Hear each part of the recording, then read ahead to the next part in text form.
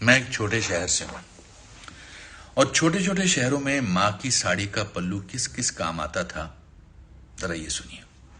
शायद आप में से कुछ लोगों के दिलों को छू जाए। दरअसल मां के पल्लू की बात ही निराली थी।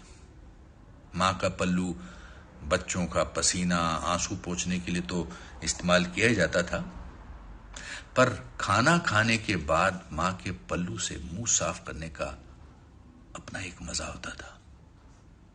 कभी आंख में दर्द होने पर मां अपनी साड़ी के पल्लू को गोल बनाकर फूंक मारकर गर्म करके जब आंख पे लगाती थी तो दर्द उसी समय पता नहीं कहां उड़न छू हो जाता था।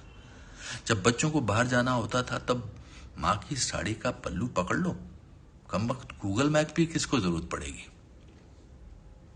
जब तक बच्चे ने हाथ में मां का पल्लू थाम रखा होता था तो ऐसा लगता था जैसे सारी कायनात बच्चे की मुट्ठी में होती थी।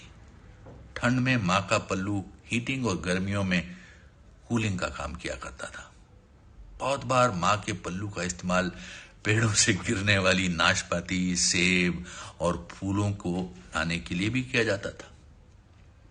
मां के पल्लू में धान, दान, प्रसाद भी जैसे तैसे इकट्ठा हो ही जाता था।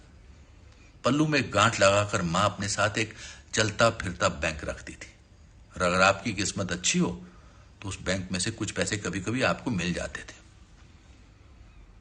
मैंने कई बार मां को अपने ही पल्लू में हंसते, शर्माते और कभी कभी रोते हुए भी देखा है। मुझे नहीं लगता कि मां के पल्लू का विकल्प या ऑल्टरनेट कभी भी कोई ढूंढ पाएगा। एक्चुअली मां का पल्लू अपना एक जादुई एहसास लेकर आता था। आज की जनरेशन को मां के पल्लू की इंपॉर्टेंस समझ में आती है या नहीं, पर मुझे पूरा यकीन है कि आप में से बहुत से लोगों को ये सब सुनकर मां की और मां के पल्लू की बहुत याद आएगी।